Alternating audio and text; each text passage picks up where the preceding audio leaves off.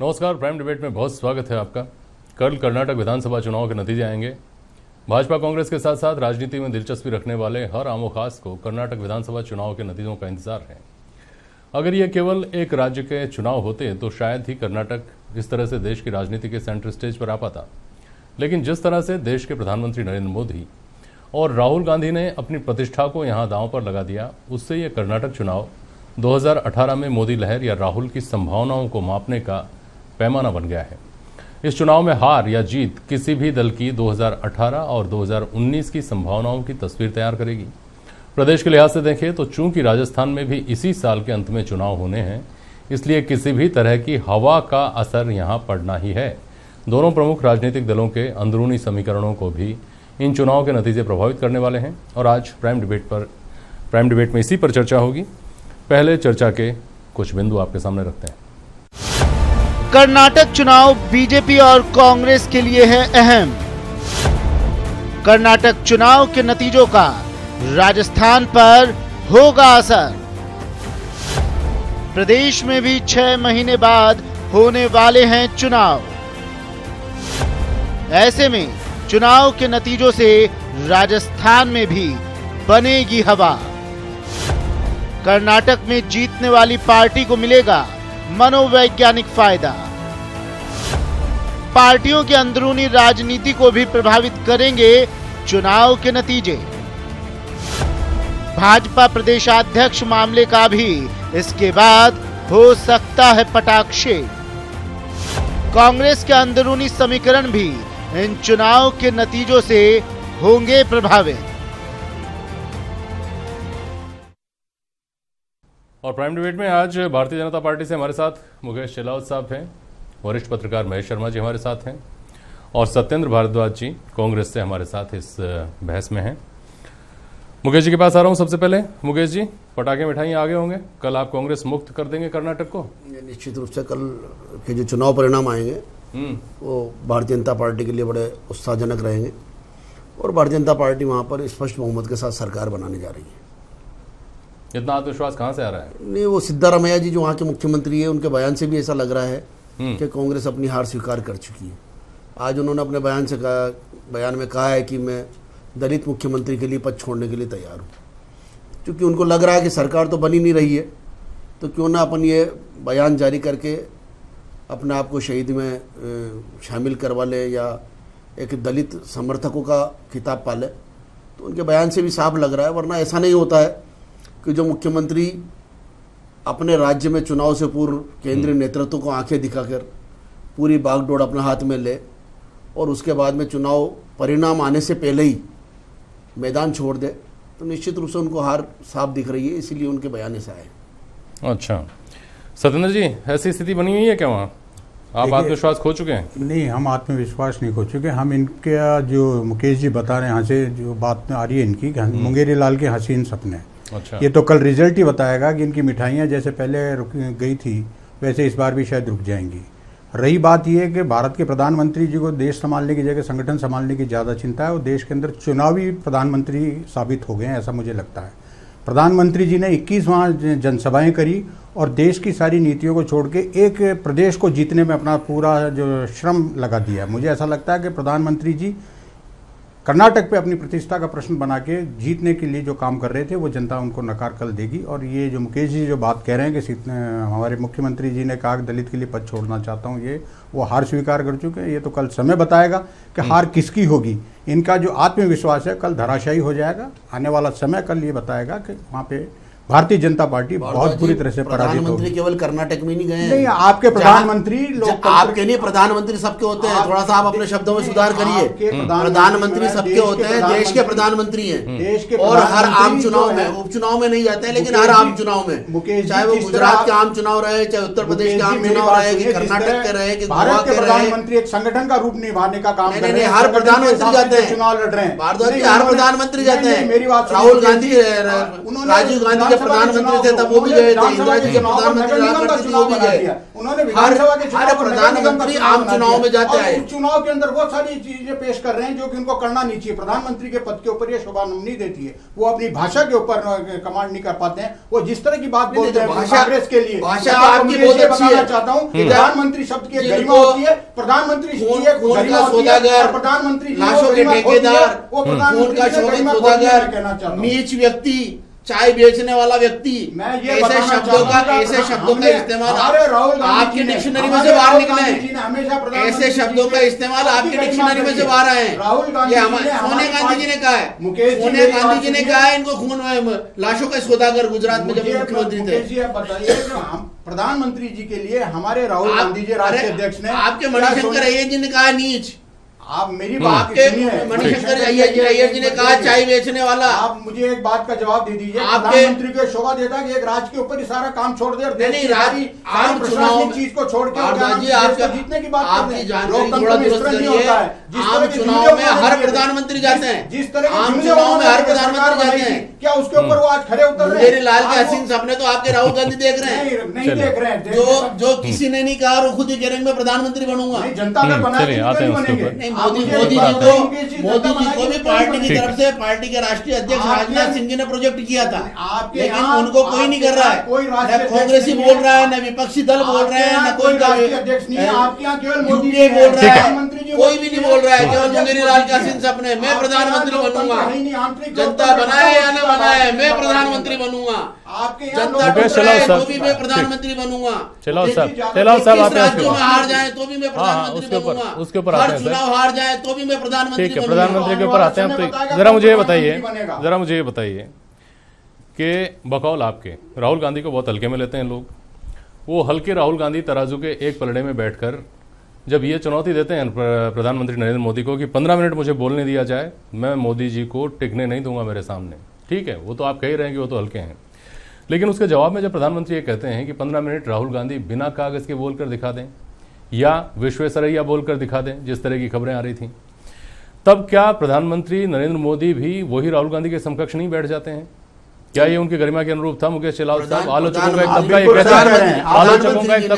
है कि ये बात उनसे प्रधानमंत्री जी ने जो कहा है वो सही कहा है। प्रधानमंत्री जी ने कहा है कि लोकसभा में आते नहीं है, आते हैं तो बोलते नहीं है, बोलते हैं तो इतना गलत बोलते हैं कि स्वयं ही 25 बार क्षमा मांग लेते हैं। तो उनको पूरा मौका दिया जाता है, पूरा मौका दिया जाता है। और जब भी लोकसभा में मौका मिलता है बोलते नहीं है, बोलते हैं तो इतना गलत बोलते हैं कि स्वयं ही क्षमा मांगने लग जाते हैं। तो कहने का मतलब है सरकार की तरफ से या केंद्र में लोकसभा में स्पीकर की तरफ से कभी भी उनको बोलने से नहीं रोका गया है। जब भी उनको बोलने का मौका दिया है, चाहे सार्वजनिक मंच से ले लीजिए, वो 15 मिनट तो क्या 5 मिनट भी सही ढंग से बोल नहीं पाते हैं। प्रधानमंत्री जी जो कहा है नहीं बोल सकते हैं आपके प्रधानमंत्री जी ठीक है, ठीक है, सत्येंद्र जी सुनिए। महेश शर्मा साहब, कर्नाटक के चुनाव का पूरा कैंपेन हमने देखा। हालांकि इसकी क्रमिक रूप से शुरुआत यूं समझ सकते हैं कि गुजरात से हो गई थी, लेकिन कर्नाटक में क्या मुद्दे हैं ये वहां से 2000 किलोमीटर दूर बैठकर हम तक शायद ही पहुंच पाए हों। हम तक वही सारी बातें पहुंची जो भाषा के स्तर में गिरावट दोनों ही तरफ से, या तो उसके ऊपर या व्यक्तिगत आक्षेप, या जो मास अपीलिंग जो एक दूसरे के ऊपर प्रहार किए जाते हैं जिनमें मर्यादाएं नहीं देखी जाती, वो बाहर तक निकल करके आई। क्या यह कहा जा सकता है कि कैंपेनिंग का स्तर कर्नाटक के चुनाव में हमने हाल के कुछ वर्षों में सबसे नीचे देखा है? इसमें कोई दोहराई नहीं है, मैं आपकी बात से सहमत हूँ। और इस तरह का जो जिस तरह से 15 मिनट बोलने का और फिर इसको चैलेंज करने का, शब्द बोलने के लिए 15 मिनट बोलने के लिए जो इस तरह की जो हो रही है, तो पद के हिसाब से भी मतलब वो शोभनीय नहीं है। और साथ साथ ही जिस तरह से जो आपके राहुल गांधी भी जिस तरह से बोले हैं और प्रधानमंत्री नरेंद्र मोदी भी बोले, तो कहीं ना कहीं ऐसा लगता है कि अब राजनीतिक दलों को अपनी भाषा की एक संहिता बनानी होगी कि किसको किस स्तर से कैसे बोलना चाहिए। और जब सबसे बड़ा वो होता है कि सब जो सर्वोच्च पद पे हो और वो आकर के आदमी एकदम बिल्कुल निम्न स्तर पे बोले, तो एक ये भी अपने आप में एक चिंता का विषय है। ये लोकतंत्र के लिए ठीक भी नहीं है और न ही ये लोकतंत्र के जो महत्वपूर्ण पहलू जो होते हैं या उसकी जो बुनियाद में जो चीज़ें होती है उसके लिए मतलब मजबूती देते बल्कि उसको खोखला कर रहे हैं। बिल्कुल ठीक बात है। अच्छा भारद्वाज साहब, ये सवाल बड़ा सवाल है, हालांकि मुकेश जी ने बातचीत के बीच में दूसरे तरीके से कहा, लेकिन जरा ये समझाइए तो सही कि ये राहुल गांधी को अचानक प्रधानमंत्री बनने का ख्याल कर्नाटक चुनाव के दौरान कैसे आया? 2005 में जब वो आए, 2004 में जब आए थे, आज से 14 साल पहले, तब उन्होंने मंत्री बनने से इनकार कर दिया था। तब उनका कहना यह था कि अभी हमको सीखना है, हम राजनीति में एकदम बच्चे हैं, नवजात शिशु की तरह हैं। नवजात शिशु 14 साल में इतने बड़े हो गए कि प्रधानमंत्री पद की जिम्मेदारी लेने को तैयार हैं, और वो भी इस तरीके से कि चुनाव में अभी 1.5 साल बाकी है, 1 साल बाकी है, उससे पहले वो कह रहे हैं कि अगर सरकार आई तो मैं प्रधानमंत्री बनने के लिए अब तैयार हूं। देखिए, मैं ये बताना चाहूँगा यहाँ पे कि जब 14 साल पहले वाली जो आप बात बता रहे हैं, उस वक्त राहुल गांधी जी ने देश के अंदर पार्लियामेंट जीता था। जीतने के बाद में उनको जो जिम्मेदारी मिल रही थी, तो वो कह रहे थे कि नहीं, मैं अभी सीखना चाहता हूँ। सीखने की कोई सीमा नहीं होती है। सीखने के लिए कोई 14 साल के ड्यूरेशन या 4 साल के ड्यूरेशन की अपन बात नहीं कर सकते, क्योंकि अब वो राष्ट्रीय अध्यक्ष बन चुके हैं। और पिछले का जो उनका सार्वजनिक हार का जो ट्रैक रहा है, नहीं, हार का तो आपका ट्रैक बनेगा। हमारा जो ट्रैक नहीं, हार का राहुल गांधी जी का ट्रैक है। आपका कितने राज्य हार चुके हैं, कितने चुनाव हार चुके हैं। आप एक काम करिए, अगला चुनाव आप ट्रैक रहा है, अगला चुनाव आप देख लीजिए किसका हार का ट्रैक बनेगा। सारे बदले एक साथ मिल जाएंगे। आप भविष्य की बात कर रहे हैं, भविष्य की बात कर रहा हूँ। कितने राज्यों को खो चुकी है कांग्रेस, उनके नेतृत्व में, राहुल गांधी के नेतृत्व में कितने राज्यों को कांग्रेस खो चुकी है। हार का जो ट्रैक बना, इसलिए प्रधानमंत्री को योग्य। हाँ, कैसे प्रधानमंत्री वाली बात पर आई? प्रधानमंत्री वाली बात पे जो मैं आ रहा हूँ, उन्होंने कहा कि अगर हमारी पार्टी लार्जेस्ट पार्टी के रूप में उभर के आती है और हमारा क्या नाम से पार्लियामेंट बोर्ड मुझे तय करता है, तो मैं प्रधानमंत्री बनने के लिए तैयार हूं। उन्होंने ये बोला है। इसको कुछ तोड़ मरोड़ के पेश किया गया। उन्होंने सबसे पहली बात ये बोली कि हमारी पार्टी अगर लार्जेस्ट पार्टी के रूप में आती है तो मैं प्रधानमंत्री बनने के लिए तैयार हूं। इसमें क्या गलती है साहब? अगर कोई दल का बड़ा नेता बने, मतलब लार्जेस्ट पार्टी बन के आती है, बता रहे हैं सर, हम तो रिलेवेंस पूछ रहे हैं। रिलेवेंस बता रहा हूं ना सर, संदर्भ क्या था? रिलेवेंस ये है ना कि जब हमारी पार्टी लार्जेस्ट पार्टी के रूप में आती है और उनको पार्लियामेंट बोर्ड उनको चुनता है, तो वो प्रधानमंत्री बनने के लिए तैयार है। अब तक तैयार नहीं थे, अब तैयार हैं, उन्होंने ये बताया। हाँ, बिल्कुल अब तैयार हैं। अगर वो हाईएस्ट बोर्ड, मतलब हमारा पार्लियामेंट बोर्ड बनते हैं, उनको तय करता है प्रधानमंत्री के रूप में, तो बनने के लिए तैयार हो। और लार्जेस्ट पार्टी हमारी आती है, तो हम देश को झूठ के आधार पे नहीं जीतना चाहते हैं। जिस तरह मोदी जी ने एक सुनहरा सपना दिखाया था, अच्छे दिन की जो बात करी थी, 15 लाख रुपए की जो बात करी थी, प्रधानमंत्री मुझे एक बात राज्य हारते जा रहे हो। नहीं, हम तो हारते जा रहे हैं। तो सुनहरा सपने की बात कर रहे हैं, 4 साल बाद भी देशी जनता महेश शर्मा जी, मोदी जी के नेतृत्व महेश शर्मा जी, मोदी जी की नीतियों पर विश्वास कर रही है। मुकेश जी आज भी प्रदेश से प्रदेश भारद्वाज जी सुनिए प्लीज। महेश शर्मा साहब, कुछ भी कहिए। महेश शर्मा साहब, ये जो राहुल जी ने कहा, राहुल गांधी ने जो कहा कि वो प्रधानमंत्री बनने के लिए अब तैयार हैं, ये एक गंभीर राजनीतिक चूक लोग बताते हैं। लोग ये कहते हैं कि जो गठबंधन के सहयोगियों हैं, उनको उन्होंने पहले ही इस बात को लेकर के नाराज कर दिया कि अगर यूपीए सरकार में आई तो प्रधानमंत्री तो पहले से तैयार बैठे हुए हैं, और इसको नरेंद्र मोदी ने बाल्टी के उदाहरण से बहुत बेहतर तरीके से भुनाया भी, ऐसा कहा जा रहा है। क्या लगता है महेश शर्मा जी? देखिए, वहाँ चुनाव प्रचार में उनको किस रूप में पेश किया, ये बात अलग है। दूसरी बात ये है कि अगर एक सामान्य व्यक्ति के रूप में भी है, हर व्यक्ति ये चाहता है, ये उसकी इच्छा होती है कि वो भी प्रधानमंत्री बने। अगर राहुल गांधी ने इतना पुराना दल का है और उसके अध्यक्ष हैं, जब वो राष्ट्रीय अध्यक्ष बन सकते हैं, तो क्यों प्रधानमंत्री का पद का दावा क्यों नहीं कर सकते? एक ये कि अपने आप को ये बताया है कि अगर हमारी स्थिति ऐसी बनती है तो होना चाहिए। अब सवाल ये आता है कि नहीं, अब आप ये माफ करिए, आप कांग्रेस को बताइए, आप अपने बात को पूरी करने दीजिए। ठीक है सर, महेश जी को अपनी बात पूरी करने दीजिए। अब सवाल ये आता है कि गठबंधन में उनको स्वीकार्यता की जाएगी। अगर महागठबंधन की स्थिति बनती है उस चुनाव से पूर्व, तो ऐसी सूरत में क्या किया जाएगा? वो दल ये गठबंधन रहेगा भी या नहीं रहेगा?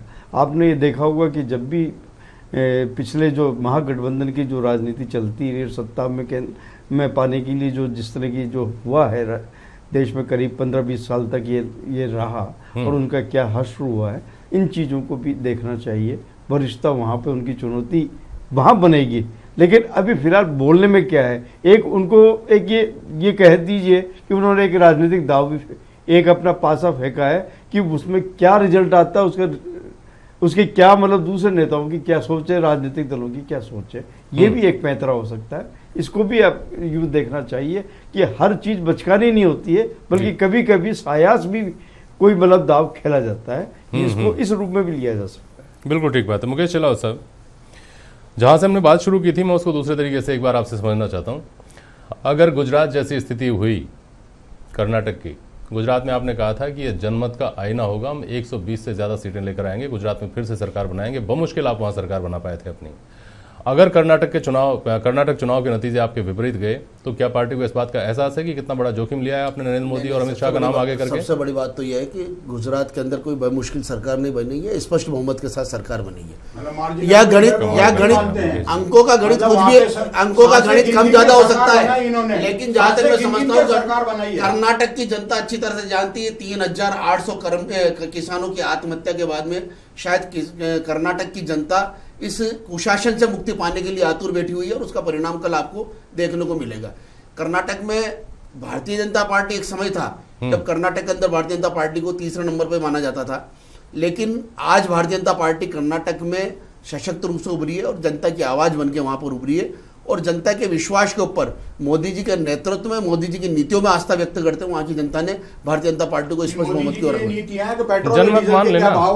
वहां के चुनाव के जो परिणाम आए उनको जनमत मान लेना। नहीं, कर्नाटक की जनता का जनमत, कर्नाटक की बात कर रहे हैं। हाँ, कर्नाटक की जनता का जनमत, कर्नाटक की जनता का जनमत मान ले। चलिए ठीक है, जनता ने वोट दिया वहां का जनमत है। ठीक है। महेश शर्मा साहब, एक सवाल और है मेरा आपसे। अगर हम इस नज़रिए से इसको देखें, चुनौती ज़्यादा बड़ी किस पार्टी के सामने वहाँ है? गुजरात में भाजपा सत्तासीन थी और कांग्रेस के सामने चुनौती थी सत्ता छीन लेने की। यहाँ स्थिति उल्टी है, कांग्रेस सत्ता में है, भाजपा के सामने चुनौती है सत्ता वहाँ कांग्रेस से छीन लेने की। एक जैसी स्थितियाँ भी हैं और बिल्कुल एकदम उलट स्थितियाँ भी हैं। किस तरह के इम्प्लीकेशंस इसके आएंगे जो चुनाव के नतीजे आएंगे उनके? देखिए, जिस तरह के जो दावे किए जा रहे हैं और जो जितने भी चुनाव पूर्व के जो सर्वेक्षण आ रहे हैं उसमें ये तो स्थिति यह है कि त्रिशंकु के हालात ज़्यादा बन रहे हैं। हालांकि दावे कुछ 3 जो आपके जो सर्वे आए हैं उसमें तो बीजेपी को मतलब ज़्यादा बढ़त वाला बताया गया है और 4 ऐसे सर्वे आए हैं जिसमें कांग्रेस को ज़्यादा बढ़त है। वहाँ पे जो दिक्कत आ रही है कि वो एक तरह से इनडायरेक्ट में जो जद एस जो है वो मुख्य रूप से मतलब एक निर्णायक के रूप में काम दे सकती है। हो सकता है कि मतलब वो अगर जीत भी जाए तो उनके मतलब 40 के आसपास में बता रहे हैं, ज़्यादा से ज़्यादा वो 40 के आसपास जीतेंगे। अगर ऐसी स्थिति हुई तो तोड़फोड़ भी होगी, इसमें कोई दो राय नहीं, क्योंकि कांग्रेस भी अपनी वापस तोड़फोड़ करके अपने कुछ नेताओं को अपने वापस जोड़ेगी और साथ साथ ही जो भाजपा है वो भी कोशिश करेगी इसमें तोड़ करके अपने सरकार बनाने की। हो सकता है कि मणिपुर और गोवा का एक बार फिर पुनरावृत्ति कर्नाटक में हो जाए, लेकिन इसमें एक गौर करने की बात है, जो मूलतः जो जद एस के जो है कार्य जो जीतने की जो संभावना है उनमें अधिकांश वे लोग हैं जो कांग्रेस और भाजपा दोनों से बगावत करके वहां पहुंचे हैं और उन्हें टिकट मिला है। वो किस रूप में और कितनी संख्या में जीत के आते हैं और किस तरह से 1/3 चाहिए दल बदल के लिए, तो वो वाली स्थिति में भी बनती है कि नहीं बनती है, ये बाद निर्णय की स्थिति बनेगी कि कौन सा दल कैसे किस तरह से अपनी राजनीतिक कुशलता से उसे अपने पाले में ले ले और साथ साथ ही वो बनाए। और बहुमत के अगर स्थितियां आ रही है तो ये है कि जहां कांग्रेस के लिए इनकम्बेंसी एंटी इनकम्बेंसी फैक्टर सामने खड़ा है तो भाजपा के लिए है, लेकिन उसकी कुछ पुरानी जो चीजें हैं, उनकी जो लीडरशिप जो पुरानी जो बाकी है कर्नाटक वाली, वो भी कोई दूध से धुली हुई नहीं है। तो ऐसे दामन नहीं है वो ये सारी जो चीजें हैं तो प्लस पॉइंट। अच्छा, वहां पे जो कांग्रेस ने जो लिंगायत को अल्पसंख्यक का दर्जा देने का जो दाव खेला है वो भी एक अपने आप में प्ले कर सकता है। ठीक बात है। और ये जो दाव है या ये जो युक्तियां हैं, चुनावी युक्तियां, इन्हीं के संदर्भ में कांग्रेस के लोग इस बात को लेकर, मुकेश शेलावत साहब, कहीं ना कहीं अंदरूनी तौर पर बहुत खुश होते हैं, संतुष्ट होते हैं कि उनके नेता को शुरुआत में नरेंद्र मोदी इस लायक नहीं समझते थे कि उनकी बातों का जवाब भी दिया जाए, सीधे किए गए हमलों का परोक्ष रूप से भी जवाब नहीं देते थे। अब स्थितियां धीरे धीरे ये बन गई हैं कि राहुल किसी मामले पर नरेंद्र मोदी पर प्रहार करते हैं तो नरेंद्र मोदी प्रकारांतर से उसका जवाब जरूर देते हैं। तो क्या गाहे बगाहे धीरे धीरे रफ्ता रफ्ता राहुल गांधी नरेंद्र मोदी के लिए इतने महत्वपूर्ण हो गए हैं कि वो उनको जवाब दें, उनकी बातों को गंभीरता से लें? देखो, राजनीति के अंदर शर्मा जी, जहाँ तक मैं समझता हूँ, अगर राष्ट्रीय पार्टी कोई राष्ट्रीय पार्टी और उसका राष्ट्रीय अध्यक्ष है तो एक राजनीतिक मुद्दे अलग चीज़ होती है, लेकिन निश्चित रूप से सम्मान सभी राजनीतिक दल एक दूसरे का करते आए। और आपने को देखा होगा लालू जी के यहाँ पे शादी में नीतीश जी भी थे सारी, तो ऐसा नहीं है, ये व्यक्तिगत आक्षेप का नहीं होता है। और राहुल गांधी जी अगर कोई बयान देते हैं और उस बयान से अगर वो देश की जनता को भ्रमित करने का प्रयास करते हैं और प्रधानमंत्री जी अगर उसका जवाब देते हैं, देश की तो जनता को जहां तक देश के प्रधानमंत्री राहुल जी भ्रमित कर रहे हैं, जनता जान रही है। भारद्वाज जी क्यों परेशान होते हो आप इतना? राहुल गांधी सत्य बोलते तो 21 राज्य की जनता नहीं ठुकरा थी, 21 राज्य की जनता उनको ठुकरा रही है। सत्य कौन बोल रहा है, ये देश की जनता जानती है। मोदी जी सत्य बोलते हैं, प्रधानमंत्री जी सत्य बोलते हैं। आपने कर्नाटक के अंदर इतना घृणित चाल चला तो वहां पर समुदाय जाति मतलब वहां पे आपने जाति संघर्ष कराने की स्थिति करी। लिंगायत को आपने चुनाव के समय आपने हिंदू धर्म से अलग करने का प्रयास किया। ये कांग्रेस की कुछ चाल है जिसको जनता भली बात समझती है। क्यों नहीं 5 साल में आपको अगर था अच्छा लगा लिंगायत वाला मुद्दा अगर उचित है 5 साल से क्या कर रहे थे? आपने चुनाव के ठीक 2 महीने पहले लिंगायत समुदाय को हिंदू समाज से अलग करके आपने वहां पे आप मुझे बताइए आंदोलन की चेतावनी। ठीक है सर, महेश शर्मा साहब समय खत्म हो रहा है राजस्थान के संदर्भ में। ठीक है। अरे सर सुनिए, भारद्वाज जी तुलना ढंग से करिए। गुर्जर समाज को आरक्षण की बात है, लिंगायत समाज को आपने हिंदू मानने से इनकार किया है, उनको हिंदू धर्म से अलग करने का प्रयास ठीक है सर, दोनों में बहुत बड़ा अंतर है। हो गया, समय खत्म हो गया। महेश शर्मा साहब सुनिए, सत्येंद्र भारद्वाज जी, महेश शर्मा साहब सुनिए। अरे सुनिए प्लीज भारद्वाज जी सुनिए। महेश जी, राजस्थान के संदर्भ में कर्नाटक के नतीजे क्या नतीजे लेकर आएंगे? इसमें निश्चित रूप से ये है कि चुनौतीपूर्ण भी हो सकते हैं और कि खुश खबर भी मिल सकती है। अगर भाजपा वहाँ से बहुमत में आती है तो इसे मोदी का करिश्मा भी बना रहेगा और भाजपा का दबदबा भी यहाँ बना रहेगा। अगर यहाँ उलट परिणाम आए तो संघर्ष की स्थिति आ सकती है। सत्ता में जो है बीजेपी जो है उसके लिए एक नई रणनीति तय करनी पड़ेगी, चाहे वो किसी रूप में भी वापस सत्ता पाने की कोशिश करेगी तो उसे अपने नए सिरे से सोचना होगा और नया कुछ ऐसा करके दिखाना होगा जो शेष अवधि रह गई है चुनाव से पहले तक की। तो ये दोनों की ही सामने स्थितियां हैं। कोई उपचुनाव के परिणाम कोई स्थायी रूप से नहीं होते क्योंकि हर 6 महीने बाद में एक जनता का जो है उसका जो माहौल है, उसकी समझ है और उसकी जो मतलब क्या जो जिस तरह से वो सोचता है और उसके माहौल बदलता है, माहौल भी बदल सकता है। ठीक बात है। प्राइम डिबेट में आप सभी मेहमान मेरे साथ शामिल हुए, बहुत शुक्रिया आप सभी का। आज के लिए बस इतना ही, नमस्कार।